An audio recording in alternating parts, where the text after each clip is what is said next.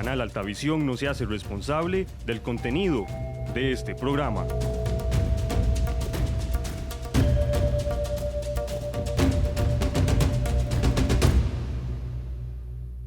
Este programa llega a ustedes gracias al patrocinio de Coope Santos RL.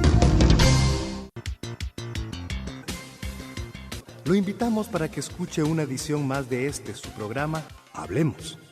Espacio en el que se analizan temas del acontecer político, económico y cultural de la región. Bien, iniciamos una edición más de su programa Hablemos, que se transmite todos los viernes a partir de las 6 de la tarde por Radio Cultural Los Santos y por Canal 12 Altavisión, un canal de Coope Santos RL. Les saludo a su amigo el licenciado José Aquiles Mataporras y me acompañan hoy en el TED don Santiago Bermúdez Valverde. Buenas noches, don Santiago. Buenas noches, don José Aquiles, mi amigo doctor y distinguido invitado, más bien es un amigo ya del canal. Un gusto saludarlos de nuevo y ojalá que el tema de hoy, estoy seguro que les va a gustar mucho. Así es. Doctor Jorge Roldán Villalobos. Buenas noches, doctor. Buenas noches, don José Aquiles, don Santiago. Bienvenido nuevamente al programa. Como lo dice don Santiago, ya usted es parte del panel de invitados. Buenas noches, amigos televidentes y radioescuchas. Hoy momentáneamente vamos a excusar a don Roy, al contador Roy Naranjo Abarca. Está en una reunión, pero dentro de un rato se va a integrar el programa, toda vez que tiene temas de suma importancia, igual que tratar con nosotros hoy. Hoy vamos a estar conversando con el licenciado o el máster en estudios latinoamericanos Andrés Badilla Solano, licenciado en Ciencias Políticas y también investigador del Centro de Investigación en Cultura y Desarrollo de la UNED. Vamos a hablar sobre los mitos actuales de la sociedad costarricense, pero antes vamos a ir con la nota médica a cargo del doctor Jorge Roldán Villalobos. Doctor. Bien, don José Aquiles. Hoy preparamos un tema muy interesante, que es el tema de la osteoartrosis. La osteoartrosis es lo que la gente conoce como desgastes. Usualmente podemos encontrar con más frecuencia la osteoartrosis o los desgastes a nivel de rodilla, a nivel de cadera y a nivel de mano. También se pueden ver en otras partes, en la columna vertebral y otros sitios, pero hoy vamos a explicar gráficamente en qué consiste el desgaste o la osteoartrosis en una rodilla. Aquí podemos observar a la izquierda una rodilla absolutamente sana. Esto que voy a señalar acá es el cartílago de la rodilla, un cartílago que permite, junto con el líquido sinovial, que es un líquido lubricante, resbaloso, que ayuda a que los huesos no se cuando caminamos, cuando hacemos ejercicio. Este cartílago con los años y también con ciertas condiciones médicas puede presentar daños como lo que vamos a observar en esta otra rodilla que tenemos acá al lado derecho de su pantalla, que es una rodilla que presenta un desgaste, una serie de lesiones, como podemos observar acá, podemos observarlo acá. Son lesiones, el cartílago se desgasta, el cartílago sufre, el cartílago se perfora. Y aparte de eso, el hueso empieza a presentar crecimientos atípicos en las partes donde se queda expuesto. Esos crecimientos son como pequeñas espinas, entonces hace que la persona cuando camine empiece a presentar un roce entre dos huesos y no entre un cartílago junto con otro cartílago. ¿Quiénes son las personas con más riesgo de presentar osteoartrosis? Son las mujeres después de la menopausia, personas deportistas que no utilizan adecuadamente el calzado necesario para el deporte específico que realizan, personas que tienden a trabajar flexionando mucho las rodillas, por ejemplo los plomeros, los mecánicos, personas que pasan agachándose y levantándose, también en la agricultura. Esas personas tienden a dañar lamentablemente el cartílago de la rodilla. Hay factores genéticos predisponentes, familias enteras en las que todos a los 50, 55 años desarrollan osteoartrosis en rodilla o en cadera. ¿Cómo prevenirlo? Evitar el sobrepeso, hacer un ejercicio en condiciones adecuadas, tener una buena alimentación, evitar la diabetes. También el uso de algunos suplementos que favorecen la renovación del cartílago, como lo es la glucosamina. Hay suplementos en el mercado, que eso sí hay que aclararlo, que los suplementos que se consiguen en tiendas macrobióticas no tienen el grado médico adecuado para este tipo de función, que es la renovación del cartílago, ni tienen estudios que los aprueben. En realidad, cuando hay síntomas de osteoartrosis, es mejor acudir al médico. El diagnóstico de una osteoartrosis usualmente se hace con una radiografía simple de rodilla, en donde se va a observar que el espacio en la articulación está disminuido a expensas de la falta del cartílago. Santiago. Una preguntita, doctor. No me quedó claro, si lo dijo no me quedó claro.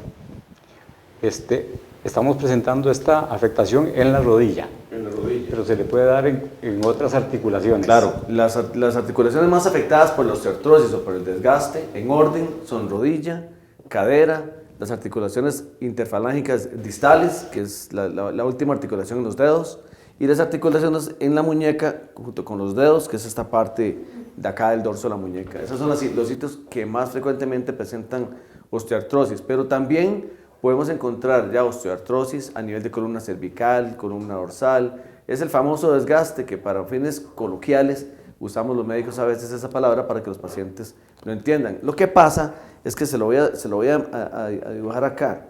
El punto es que las personas muchas veces creen que un desgaste es cuando una superficie tiende a perder continuidad, cuando una superficie tiende a perder material, tiende a desgastarse como si fuera una pieza metálica, pero no es así.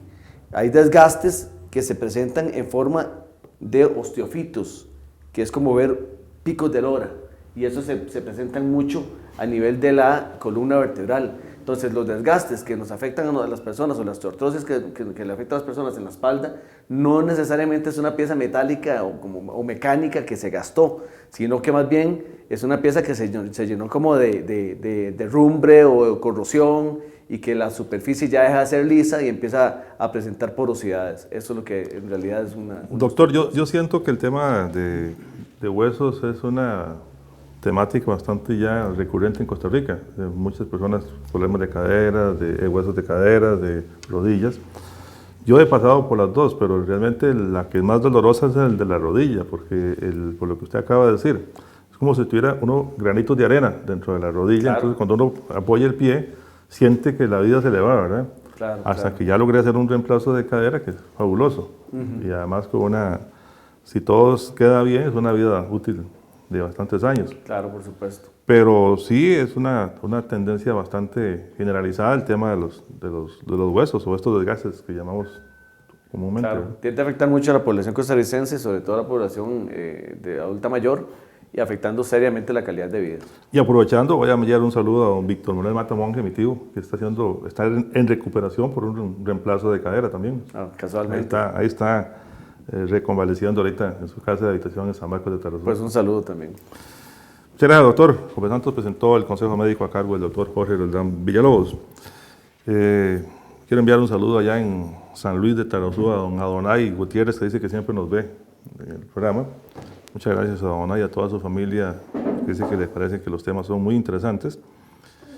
Y aunque hoy no nos está viendo, pero nos lo recordó ahorita don Evelio Hernández Porras en Guadalupe, Tarazú, que es un fiel televidente del programa Hablemos. Y es que también para don Evelio, muchísimas gracias por los conceptos que siempre externa de manera positiva sobre el programa Hablemos. Don Andrei Badilla Solano ya es parte de la casa. Nos hemos aprovechado de sus conocimientos, de sus estudios y de ese proceso de investigación que siempre realiza. Y de la gentileza que él, porque nunca nos dice no. Así es, y bueno, hace unos días lo teníamos agendado, pero por alguna razón especial no pudo comparecer. Una gira de trabajo. Una gira de trabajo, pero aquí lo tenemos hoy. Y el título de su conversatorio esta noche sería Mitos actuales de la sociedad costarricense. Primero que todo, Andrei, muchísimas gracias por la visita nuevamente al programa Hablemos. Bueno, muy buenas noches. Me siento muy complacido de estar nuevamente en San Marcos de Tarazú, un lugar bellísimo. lleno de gente muy hermosa y de estar aquí en el programa Hablemos, que es un programa realmente crítico, reflexivo de la realidad nacional y local. La temática que les traigo hoy es mitos actuales de la sociedad costarricense. Cuando hablamos de mitos, por ejemplo, la primera referencia mental que tenemos de la idea de mito es quizás la idea del mito de Sísifo o la idea del mito de Prometeo, los clásicos mitos griegos. Pero hay ciertas ideas que han perdurado en la sociedad actual. Pero, ¿qué es un mito? Un mito es esencialmente un centro simbólico, es un artefacto cultural que a veces tiene un origen ficcional, o sea, que a veces tiene un origen ilusorio, y algunos componentes reales, que lo que permiten es crear sentido de identidad o de pertenencia. Esencialmente esa es la función cultural que cumple un mito. Pero ¿cuáles mitos son importantes en la sociedad costarricense actual? Yo les traigo una serie de ideas, una serie de reflexiones en torno a los mitos que son dominantes en la sociedad costarricense contemporánea. El primero lo titulo La Costa Rica verde y pura. Cuando pensamos en Costa Rica como un paraíso ecológico. Pero ¿qué pasa si sometemos esta idea mítica a un escrutinio riguroso? Bueno, la primera variable que yo revisaría es la de la cobertura boscosa. En 1940, Costa Rica tenía una cobertura boscosa del 53% del territorio. Durante la década de los 60s y 80s, la cobertura boscosa de Costa Rica disminuye hasta un 25%. Es una disminución muy importante. Actualmente la cobertura boscosa de Costa Rica al año 2014 tiene una cobertura del 52%, es decir, recuperamos el máximo histórico del 40%, lo que es un dato tremendamente positivo. Pero, ¿qué sucede con los otros recursos naturales? Pensemos, por ejemplo, con el tema del agua. Sí, pero detengámonos un momentito ahí, porque usted no está hablando del tema de la cobertura. Cobertura boscosa. Estoy de acuerdo. Porque usted dice que es un mito. Sí, porque decimos que Costa Rica es un país verde, que vendemos oxígeno, que tenemos tanta área cubierta. Usted dice que un 53% del área... Lo considero un mito en el sentido de que, si bien este indicador es positivo, si lo contrastamos con otro recurso ecológico que es tan importante como el agua, vamos a dar cuenta de que en Costa Rica solo el 3% de las aguas residuales recibe tratamiento. El 97% restante se vierte en ríos y afluentes de Costa Rica. Incluso tenemos el río más contaminado de América Central, que es el Tárcoles, que recibe aproximadamente 3.200 litros de aguas contaminadas por segundo. Lo digo otra vez, 3.200 litros de aguas malas por segundo. Pues no me aclaró, ¿por qué es un mito el tema... Es un mito en el tanto... El tema del área boscosa. No es un mito, es un hecho. Sí. Okay, la cobertura boscosa es un hecho. Es una realidad. Es una realidad. Es decir, pero el mito es el de la Costa Rica verde y pura. El primer indicador, que es el de la cobertura boscosa, es positivo, más el segundo es negativo. ¿Qué pasa si contrastamos este otro primer indicador con otros? Por ejemplo, ya vemos que no hay tratamiento de aguas. Pero ¿qué pasa si lo contrastamos con este otro? ¿Qué pasa con SINAC, el Sistema Nacional de Áreas de Conservación? El Sistema Nacional de Áreas de Conservación consume casi el 100% del total de su presupuesto en el pago de la planilla. Pero actualmente tienen un faltante de aproximadamente 900 personas, 900 nuevas plazas administrativas que serían necesarias para poder hacer una cobertura eficiente de estas zonas protegidas. Están diciendo que debemos ir a una pausa. Ya regresamos, don André, con más de este interesante tema. Mitos actuales de la sociedad costarricense. Vamos a seguir con este tema porque es muy interesante. Regresamos en un instante. Este programa llega a ustedes gracias al patrocinio de Cope Santos RL. Bien, continuamos en Hablemos, un programa cultural y educativo que se transmite todos los viernes a partir de las 6 de la tarde por Radio Cultural Los Santos y por Canal 12 Altavisión, un canal de Cope Santos RL. Hoy extrañando a Nuevo Lecos. La semana pasada se justificó don William, ¿verdad? 2 programas sin cafecito. Y esta semana brilla por su ausencia don William Mora. Vamos a ver. ¿Usted no le hizo ningún chisme, don Santiago? Absolutamente. No. Absolutamente, estoy extrañando ese café. Pero plenamente recomendado ese café. Natu Café. Natu Café. Sí, es un café con un proceso distinto. Más orientado a las tradiciones. Lo malo es que ya uno está acostumbrado aquí a tomar el café para poder calentar la garganta, ¿verdad? Claro. Entonces nos tiene extrañados don William, vamos a ver. Bien, entonces el mito es que somos verdes pero no somos puros. Correcto. Ese es el mito. Lo entendiste muy bien. ¿verdad? Incluso hay otras evidencias que parecen decir, bueno, somos verdes, pero no somos tan puros. Vamos a ver, en el Sistema Nacional de Áreas de Conservación hay un verdadero problema con la falta de Y eso no guardaparques. se aplica a la política. A la política, se aplica peor en la política, diría yo. Que los verdes no son tan puros. Y otro elemento, don André, y perdone que le corte, que desgraciadamente el destino de ese río es una de las playas más de mayor renombre. Jacob. ¿Sí? Sí, por ejemplo, pensemos en otros temas que pueden ayudarnos a sustentar esta idea. Por ejemplo, el 40% de todos los animales que llegan, por ejemplo, a un zoológico como el SOAVE, que además hace función de refugio, son casos de crueldad animal. De crueldad animal hacia animales silvestres. Solo el 40% de todos los casos que reciben. Vamos a ver, si tenemos un faltante de guardaparques, tenemos un aumento de la cobertura boscosa, pero nuestros ríos están contaminados y además tenemos una desprotección de los derechos animales, tanto de vida silvestre como de los derechos de los animales domésticos, nos enfrentamos a lo que yo llamo una paradoja de orden ecológico. Es decir, por un lado logramos aumentar la cobertura, pero por otro reducimos los recursos necesarios para poder protegerlos mejor. Por otro lado, somos un país rico en nacientes Pero y en agua. sí, está bien, pero aquí hay un tema también de educación que siempre nos lleva a ese punto. Porque yo sé de gentes o de personas que compran terrenos para conservar el bosque, por ejemplo. Sí, de acuerdo. ¿Verdad? Entonces, ¿por qué lo hacen? Porque tienen clara conciencia de que hay que cuidar Y los recursos para comprar el terreno, y tienen los recursos, desde luego. además. Sí, y son terrenos bastante onerosos, o sea, caros, porque hoy estaba hablando con un cliente que quería comprar una finca aquí por Naranjo de Dota, que tiene un costo de 150 millones para comprar puro bosque. No va a poder tener ninguna rentabilidad de esa inversión que va a hacer, pero quiere apostar por mantener el medio ambiente sano y protegerlo, ¿verdad?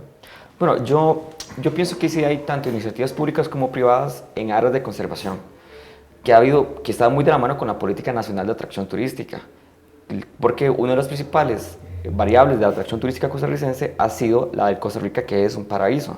Pero aquí les lo pongo en los siguientes términos. Ok, seguimos siendo verdes, pero ¿qué pasa? Costa Rica es uno de los países en el mundo donde más muertes de defensores del ambiente hay. El último caso más importante fue el de Jairo Mora. Por ejemplo, ¿qué ocurrió en el último desove de tortugas, por ejemplo, en el Pacífico? Bueno, tuvimos una llegada masiva de turistas que invadieron el hábitat natural. ¿Qué pasa ahorita, por ejemplo, en Tamarindo, con los cocodrilos? ¿Cuál es la razón central por la cual los cocodrilos empiezan a atacar a los humanos? Bueno, que con el auge turístico, los humanos empezaron a alimentar a los cocodrilos. Los cocodrilos empezaron a asociar a los humanos con alimento. Y si a eso le sumamos que el auge hotelero ha invadido zonas que eran históricamente pertenecientes a estas especies, nos enfrentamos a una paradoja. Es decir, ¿hasta qué punto entonces podemos seguir sosteniendo un modelo de desarrollo basado en una idea que si lo sometemos a escrutinio no es del todo cierta? No digo que no lo sea, sino digo que no es del todo cierta, pero que a su vez trae implicaciones ecológicas que son importantes. Entonces, la idea del mito es entender cuál es el componente real y cuál es el componente ficcional. El componente real aquí es que sí somos un país verde, pero somos un paraíso, teniendo el río más contaminado de Costa Rica. No, este es el componente ficcional. E irónicamente, nos jactamos de ese río, porque tiene una cantidad enorme de cocodrilos que inclusive han sido motivo para que televisoras internacionales vengan a hacer programas acá. Como la DW, por ejemplo. Exactamente. Pero estoy leyendo por acá, 67% del material orgánico y desechos industriales y tratamiento de Costa Rica va para ese río, precisamente, al río que nos jactamos porque tenemos los cocodrilos, etc. Inclusive no recuerdo haber escuchado si hubo una condenatoria o una condena, por como se llame, para Recope por un derrame de 400,000 litros de diésel precisamente en ese río. No, para Recope no ha habido, sí, ha habido condenas para otras... Otra clase de delitos. Otro tipo de delitos, sí. Creo que una gente de Alajuela, Sí, Dos Pinos tuvo una condena. No sé si Pipasa también o... Recuerdo el caso de Dos Pinos porque, bueno, la gente que conocemos Alajuela, muy cerca de donde está la estación de Alajuela de Los Pinos, hay una quebrada.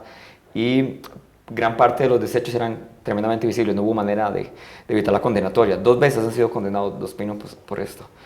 Bueno, para cerrar el punto del mito del Costa Rica verde y pura, es una idea que Santiago y yo discutíamos minutos antes del programa.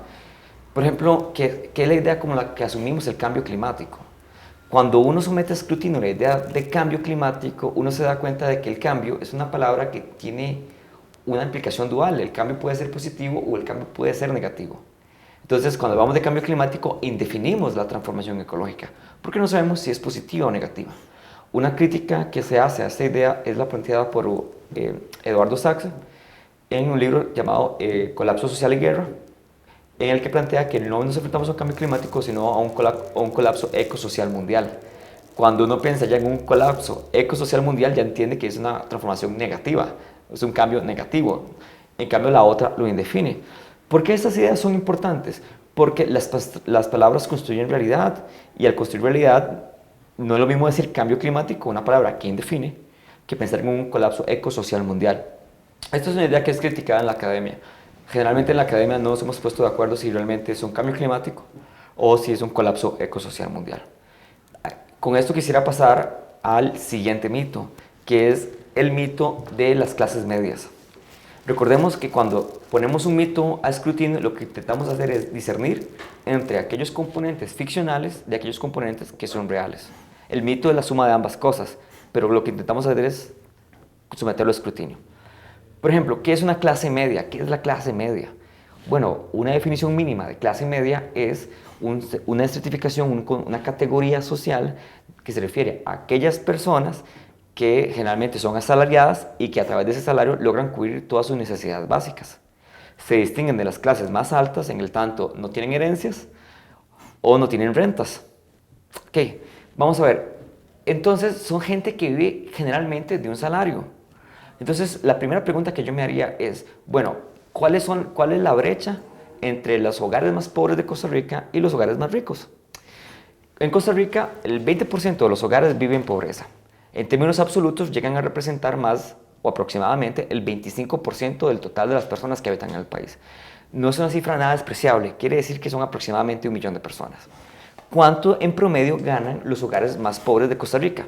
El 10% de los hogares más pobres de Costa Rica viven con un salario de 90,000 colones al mes, mientras que el 10% de los hogares más ricos tienen un ingreso mensual promedio de 3,600,000. En otras palabras, si queremos ver la brecha entre los hogares más ricos y los pobres, lo que tenemos que hacer es decir cuántas veces entra el salario de estos hogares en el otro, y nos va a dar 37 veces. O sea, la brecha entre el 10% de los hogares más pobres y la brecha del 10% de los hogares más ricos es de 37 veces el ingreso. Mensualmente. Ahora bien, si quisiéramos ver el tamaño real de la brecha, tendríamos que comparar el 1% más pobre contra el 1% más rico, y ahí veríamos el tamaño real de la brecha en Costa Rica. Perdón, André, en esos 90,000 colones, de ese 10%, muy posiblemente no cuentan con incluso la protección de seguro social, por ejemplo. Bueno, esa observación que acabas de hacer es brillante. ¿Por qué?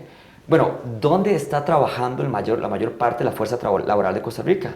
Bueno, los últimos datos que tenemos sobre la informalidad son de que el 45% de la fuerza de trabajo de Costa Rica trabaja en el sector informal.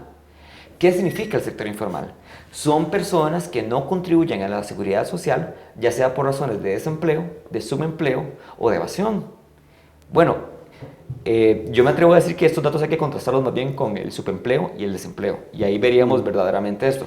Entonces, ¿qué es lo que tenemos? Que casi la mitad de la fuerza de trabajo de Costa Rica trabaja en el sector informal. Y muchos de estos son del sector informal dependiente, es decir, que tienen jefes. O sea, que tienen jefes, pero el jefe le dice, no, mira, Santiago, yo te pago el salario y vos te aseguras voluntariamente. Es una forma de evadir, digamos, la responsabilidad social que se tiene. Esto, por ejemplo, es muy útil para entender la cuestión de Uber actualmente. ¿Qué pasa con Uber y qué pasa con los taxistas?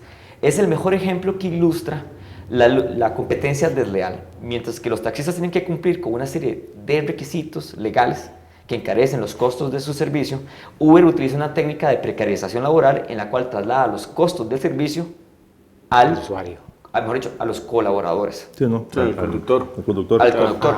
Claro, entonces, mira, si no tienen que pagar una póliza de vida, no tienes que ir 2 veces a RITEVE y las demás prestaciones sociales. Eso es un buen ejemplo para ilustrarlo, pero claro, te abarata el costo. Adelante. Rey, entonces definamos, porque ya tenemos que ir a corte, Adelante. el mito de la clase media. Entonces no existe la clase media. No, ¿Cuál es el mito? El mito de la clase media es el mito de una clase media existente, pero que está en condiciones cada vez más precarias.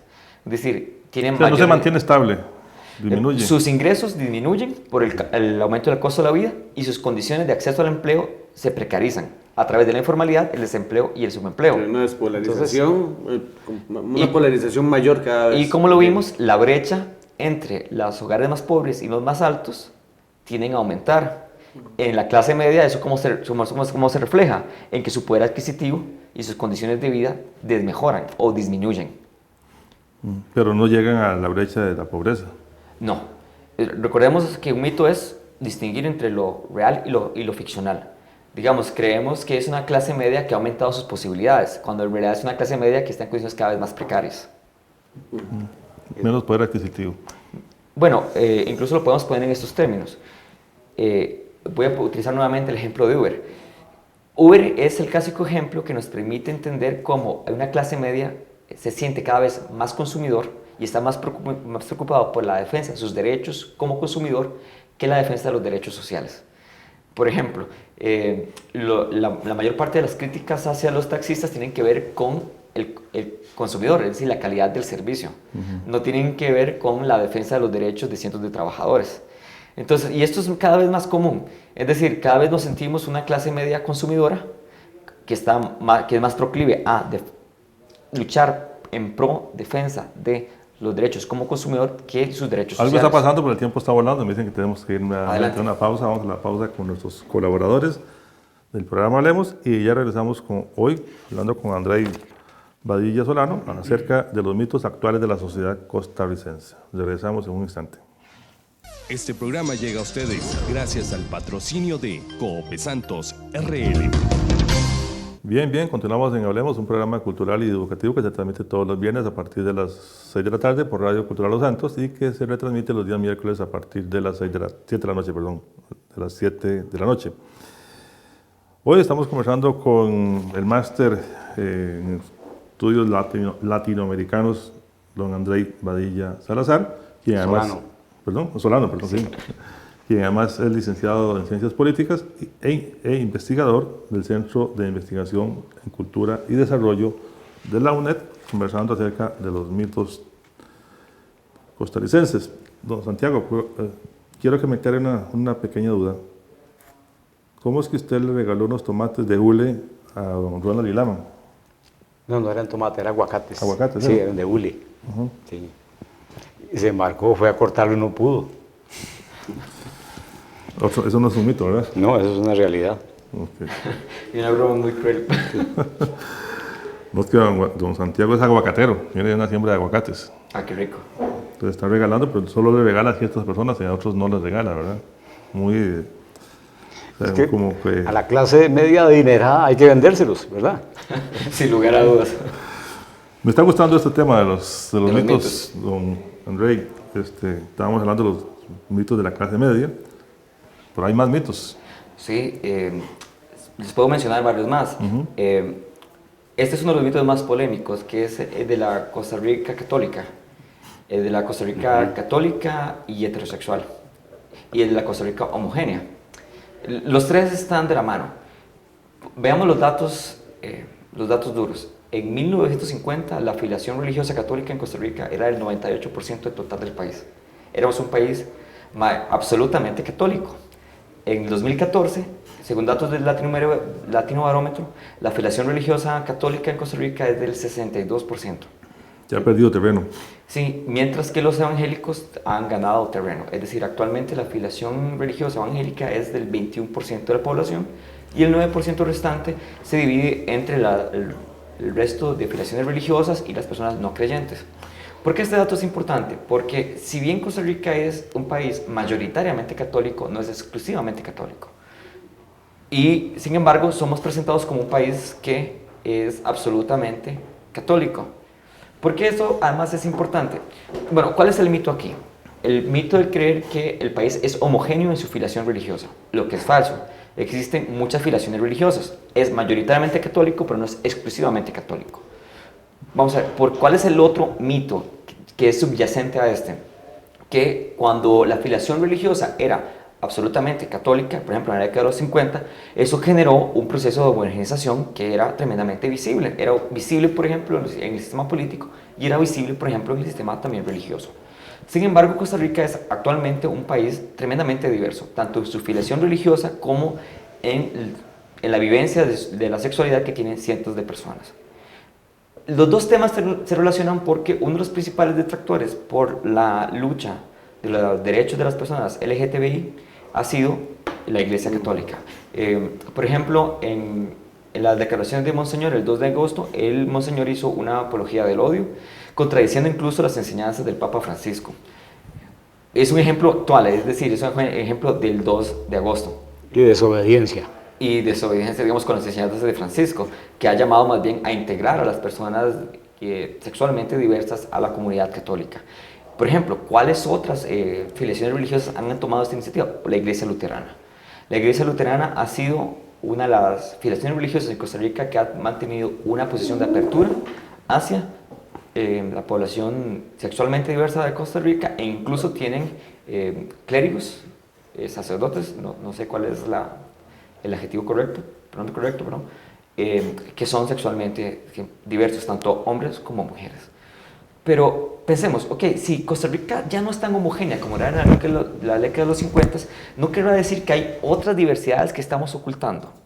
Yo creo que, por ejemplo, una de estas diversidades ha sido históricamente una deuda del Estado costarricense con las poblaciones afrodescendientes, con las poblaciones indígenas, con los migrantes chinos, y más recientemente ha sido clara la violencia estructural del Estado costarricense en el conflicto con los migrantes africanos, tanto en la zona norte como en la zona sur. Veamos otros datos, veamos otro mito. Un mito que a mí me llama mucho la atención es el mito de que el costarricense es un vago. O sea, que a los costarricenses no les gusta trabajar. Pero curiosamente... No es una realidad, ¿no? No es una realidad. Digamos, la última investigación que hizo el Banco Mundial revela que Costa Rica tiene a nivel mundial la segunda posición de más horas trabajadas en el mundo. El segundo puesto a nivel mundial.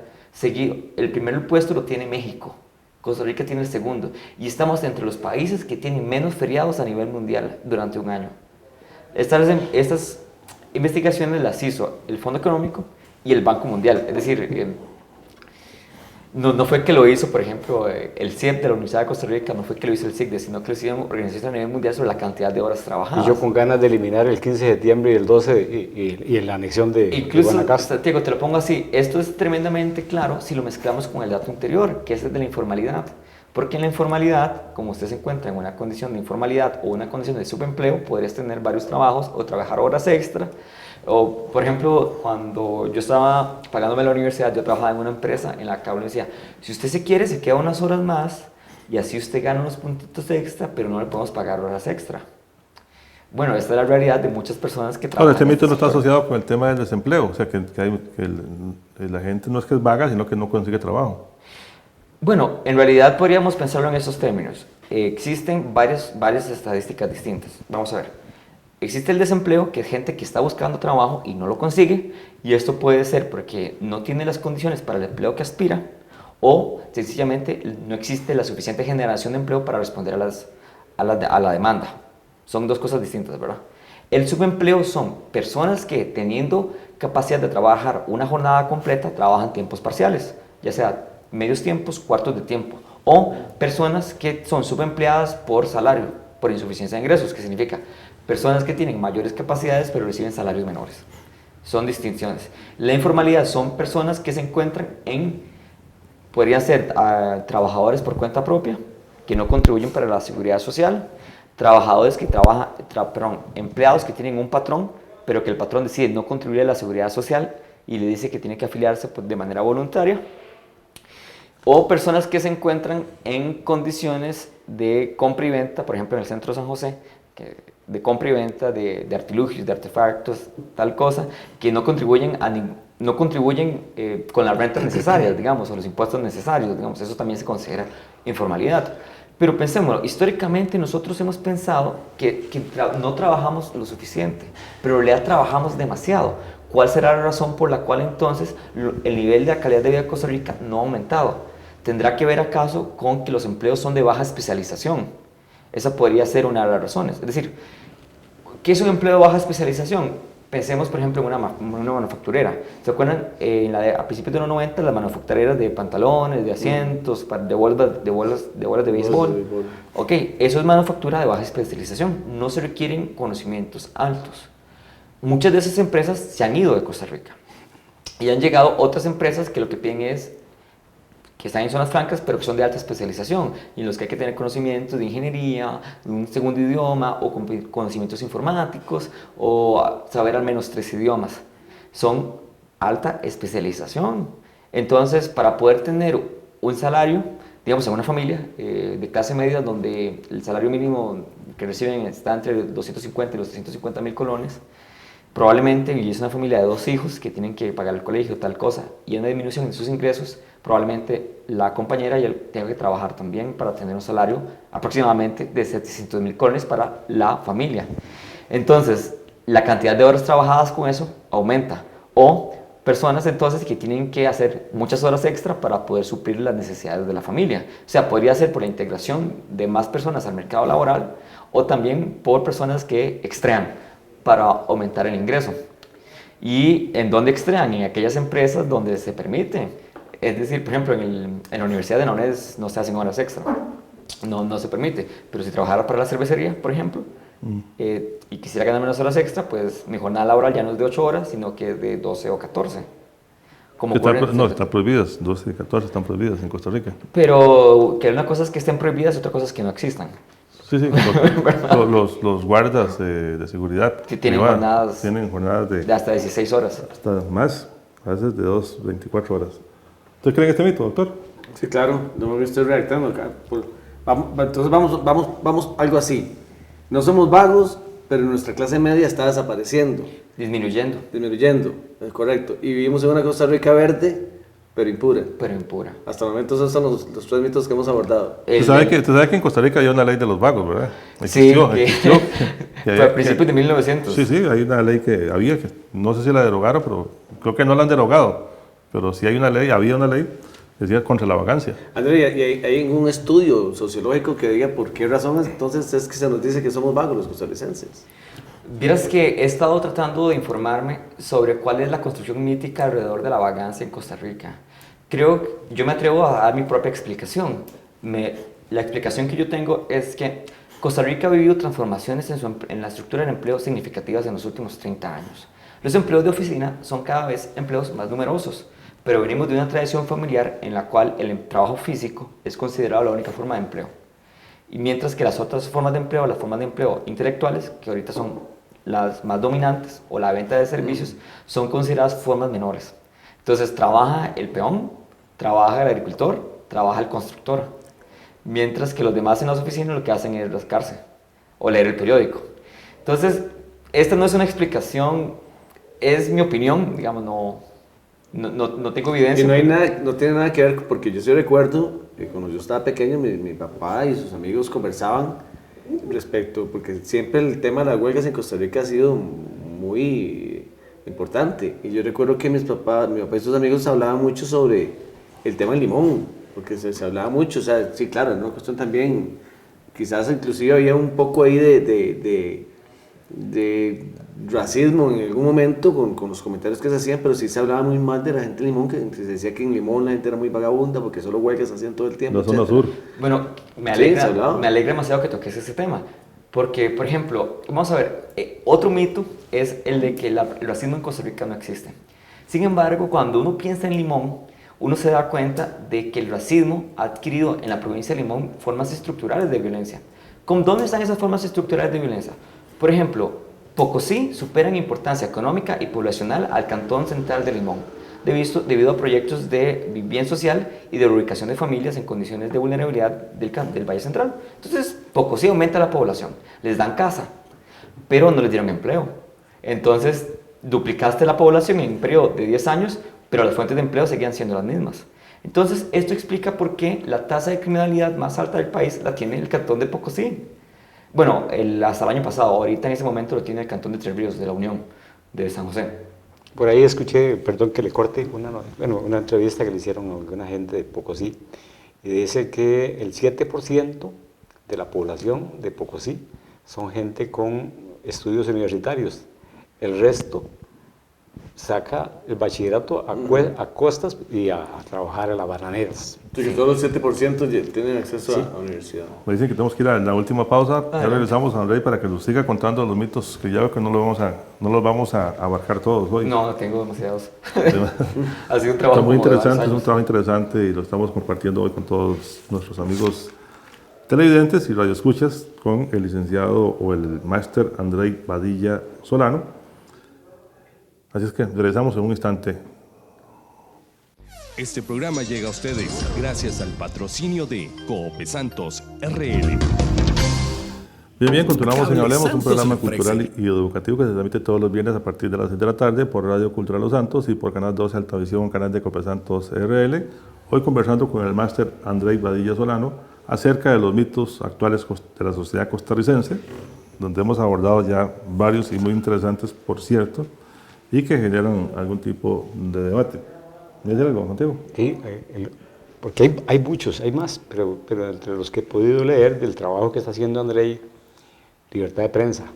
Libertad de prensa. Este es muy interesante en el siguiente sentido. Les tengo datos que van a ser muy interesantes. Costa Rica no puede hablar de democracia de medios de comunicación cuando lo que vivimos es una concentración de medios. Central de Radios aglomera casi todas las radiofrecuencias de Costa Rica y Teletica y Repretel aglomeran casi todas las frecuencias televisivas. No se puede hablar de libertad de prensa cuando las radiofrecuencias están en manos de muy pocas personas, pero además su contribución al país es muy baja. ¿Cuánto creen ustedes, queridos compañeros de la mesa, que paga, por ejemplo, una televisora de gran envergadura, como las mencionadas, por el uso de la radiofrecuencia al año? Bueno, pagan 150,000 colones al año. Lo mismo que paga un taxista por el uso de la frecuencia de radio de su taxi. ¿Saben cuánto paga una radio como Colombia al año por el uso de la frecuencia? 3,000 colones. Y son compañías que generan cientos de millones de colones. ¿Por qué? Porque la ley de medios de aquel tiempo eran las cifras que establecía y no se han actualizado. Durante años, estos medios de comunicación han logrado, a través de estos mecanismos legales, que son mecanismos obsoletos, aglomerar y concentrar medios y acapararlos, contribuyendo a la sociedad costarricense con tarifas mínimas. Entonces, ¿cómo podemos hablar de verdadera democratización de los medios y de acceso a verdadera información cuando lo que vimos es una concentración de medios en manos de, ya sabemos en manos de quiénes están, de estas compañías?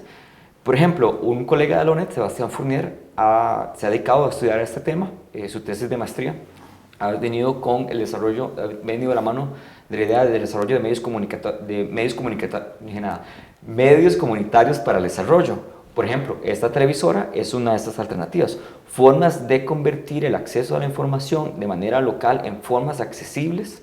Pero es diferente, Andrei, porque si hay algunos medios que son restrictivos a la libertad de expresión o la libertad de prensa, hay otros que sí lo son.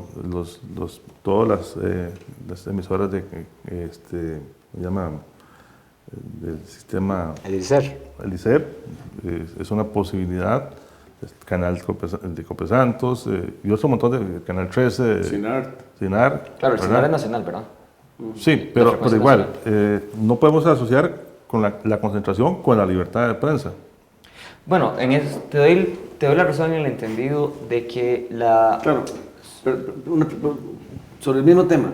O sea, el hecho de que CINAR sea nacional no quiere decir que tenga libertad de informar absolutamente todo. No, pero tampoco que haya libertad es que uno puede decir lo que le dé la gana. Sí, correcto.